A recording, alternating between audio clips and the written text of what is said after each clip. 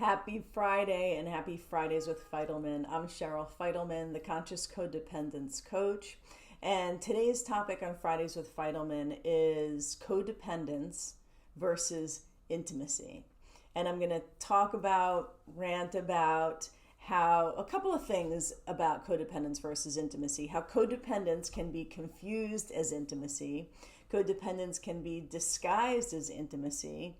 Intimacy can show up as codependence. So many different angles about those two things. And today's topic is also going to be the topic of our next free and monthly Conscious Codependence class, which is on Wednesday.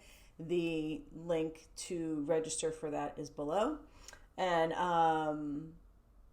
okay, that's it. Codependence versus intimacy. Here we go. When I talk about intimacy in this context, I don't necessarily mean sexual intimacy or even sensual intimacy, although it could include that. But when I say intimacy, I mean closeness. I mean safety.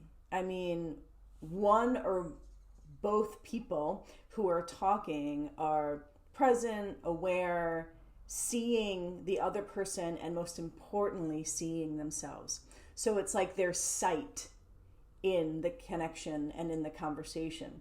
And the number one most important first place for the connection and for the sight is of self. And this is a big, huge piece of my conscious codependence work is training people to be sovereign beings and be fully aware of what's happening over here. So sight and connection for self. So intimacy with self. In other words, I can tell what I'm thinking. I can notice what I'm feeling. I can tell what's happening in my body and in my sensations. I'm being intimate with my own experience in the universe that's happening over here with me. Oftentimes, codependence happens when we are disconnected from self. And the codependent element is when we point to somebody else. You're disconnected. You're not doing it right. You're not treating me well. When the first place, that all might be true for you, but the first place to point out the disconnection is in and of oneself. So I'm safe in my own body to notice, see, and hold safe my own experience and be intimate with myself. And then I can see and hold space and hold safety for another person. So it's like being able to put our oxygen mask on ourselves and then put the oxygen mask on somebody else by seeing them or hearing them or getting them or noticing the nuance and the depth to their experience. The more we can notice the nuance and the depth of our own experience, the more we can notice the nuance and the depth of another person. So the more intimate we are with ourselves and the nuance of self, the more intimate we can be with others. Now, oftentimes we kick into a codependent habit or behavior, one that may fall in any one of my three tenets of conscious codependence: the want to be wanted, the need to be needed, the need to prove ourselves. So we'll fall into one of those tenets because what we're looking for is intimacy. So we'll start to prove ourselves and defend ourselves because we want to be seen. We want to be heard. We want to be seen as innocence. We want to bring the intimacy back, right? So I'll kick into proving myself so that you can see me and see that I'm good, and then we can have intimacy once you see me.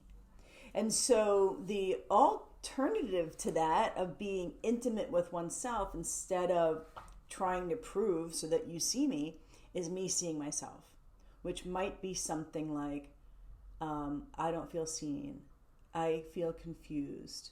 I feel blamed, right? So what is happening over here that we're speaking on top of? So something is happening over here, and then we kick into proving ourselves or trying to change someone's mind about us because we want to be wanted. So we want intimacy, which is why we may prove ourselves or why we may do something to get you to want us again because for some reason we feel like you don't want us and you're not happy with us. So codependence sometimes, unconsciously or consciously, is a vehicle to try to get and gain intimacy. And also codependence another take on this is codependence can be disguised as intimacy. So in other words, there are different types of relationships, and I used to be in many of these over and over and over again, where we can just bicker for 5, 10, 15, 20 minutes, hours, days, just bicker back and forth, I'm proving I'm right, you're proving you're right. I'm trying to help you and talk you down from the ledge, then you're trying to help me and talk me down from the ledge, and I'm proving, and I'm wanting you to want me, and then you're wanting me to want you. And so these like perpetual hooks, because on some level, deep in our nervous system, we are willing to go there with each other. We're willing to take desperate measures. We're willing to get upset. We're willing to jump into your world to help your psychosis. And so even though your psychosis is blaming and maybe feel abusive to me, I'm still willing to let that go and jump into your experience. So this willingness to be on these perpetual hooks going back and forth with somebody can occur as intimacy. And I think it is some form of intimacy, because we're really diving into the dark with each other. It's like we're willing to have no oxygen, to be suffocating with each other until we either get tired or somebody figures it out or somebody snaps out of it. We're willing to go into this, suffocating starvation place of like tension or sometimes repression as a result of codependence can occur as intimacy, right? So we're sweeping things under the rug.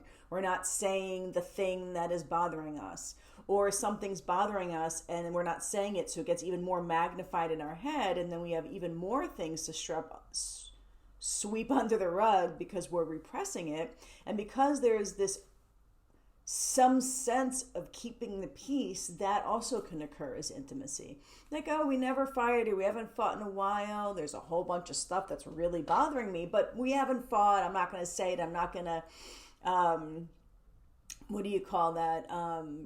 ruffle anybody's feathers or make any waves. Yeah, that's the phrase I was looking for.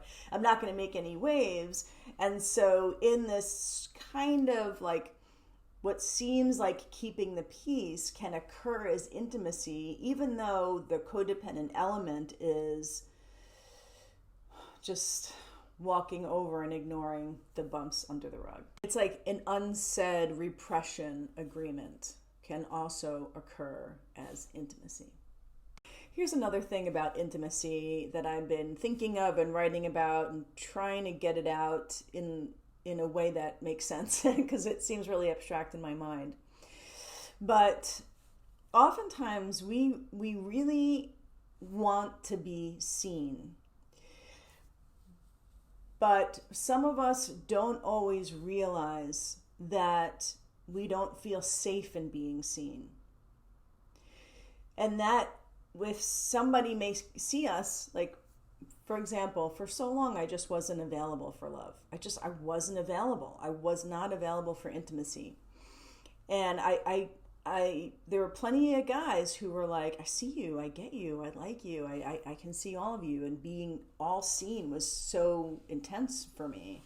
And I couldn't, so there were parts of myself that either I couldn't see or I didn't want them to be seen. So if somebody else saw them, I just wasn't available for intimacy. So it's a good thing to look at. This might not be for you, but it's a good thing to look at the extent to which you're wanting to be seen and available to be seen and intimate is the extent to which you're available to see yourself and get yourself and understand yourself. So yeah, the extent to which you want to be seen and gotten, understood, and intimate and surrender is the extent to which you can see and surrender and accept yourself. I guess it's just a common phrase, like we can accept others the extent to which we can accept ourselves, but also we can receive acceptance the extent to which we accept ourselves. I hope that's clear. And first and foremost, intimacy is presence. Intimacy is in the visceral experience of the current moment of self, and then additionally being present with another. So presence, from the point of view of what I do in my work and my theories and rants and methodology, distinctions, all of that stuff, in the world of my conscious codependence work, intimacy is presence with self first, while simultaneously being present with another person's experience, including everything that is happening in the now. Codependence is past tripping. Codependence is future tripping. And these are two distinctions of my work as well, past tripping and future tripping.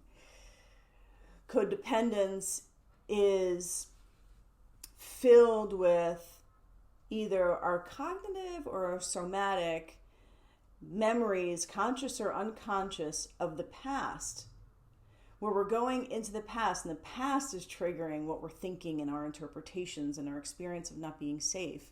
And we oftentimes can't tell, do I not feel safe right now? And do I not trust you because of what you're actually doing? Or because of this is reminding me of so many things from the past that I can't even be present with you and what you're doing and have an accurate interpretation of what's happening. And also in codependence, we're future tripping so many steps ahead, trying to figure out what the best thing to say is. Because if I say this, you're going to say that, and this is how it's going to go.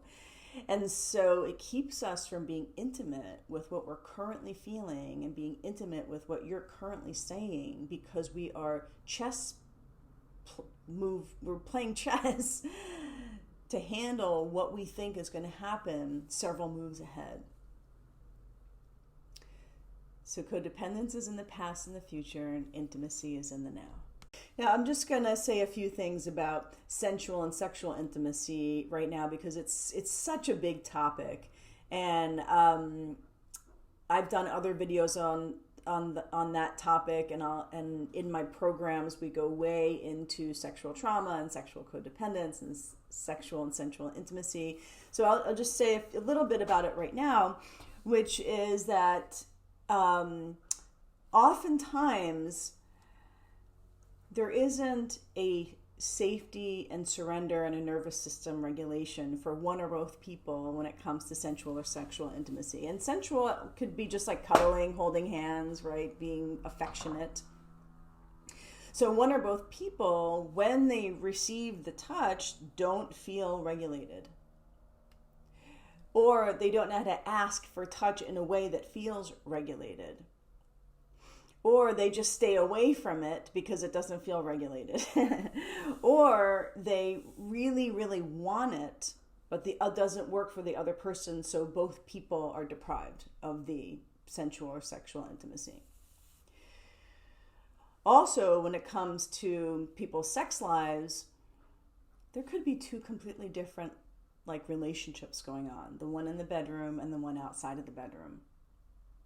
So it could be really, really, really working in the bedroom as far as,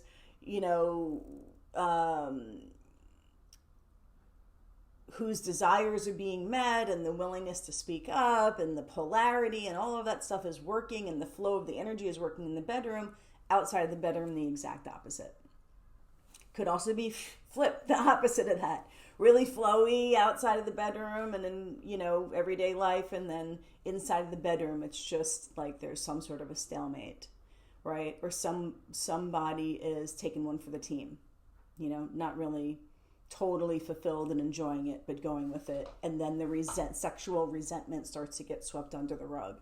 So it's a big topic, and it can be spoken about from many different angles.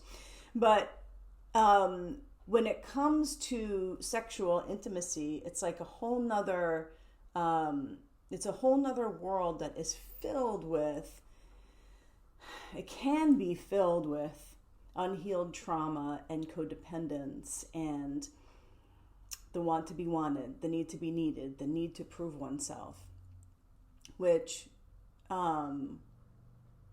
and a blindness to self, which seems as if there is an intimacy between you and the other person, but often, almost always, the block to intimacy, sexual, sensual, regular, everyday intimacy, inside the bedroom, outside the bedroom, almost always the block to intimacy begins with the blocks in our relationship with ourselves, in our relationship with our voice, in our relationship with our preferences and our desires and our interpretations. Oftentimes when we believe our interpretations, it blocks intimacy with ourselves and others. And I say often, I think 98% of our thoughts are inaccurate. And in my work, and this is a practice that evolves over the course of time in my programs, is my Conscious Codependence TSE practice. So the more we notice our thoughts and our interpretations, dissolve the belief in those thoughts and interpretations, surrender more to our sensations and emotions, the more we can be intimate with our own experience. And then we can be intimate with another person or people. So the intimacy begins with, so going back to the title of this video, intimacy versus codependence, intimacy begins with sovereignty. True intimacy begins with sovereignty of self, bearing witness to ourself, and then being able to add another person with intimacy and being able to bear witness to them. All right, thanks so much for listening to my thoughts, theories, and rants on this topic. My ideas, even though they may be abstract. This Wednesday, 3 p.m. Pacific, we're back with our free and monthly Conscious Codependence class on this very topic, codependence versus intimacy, and there's always time in the classes for questions, support, coaching, that sort of a thing. All right, thank you again. Happy Friday, happy healing. And I truly firmly believe that we can all learn in this lifetime true intimacy with self and another. It's our birthright. I truly feel that we can, just be deeply connected, cozy, and safe within our own experience and with another. All right, happy healing, and life is now.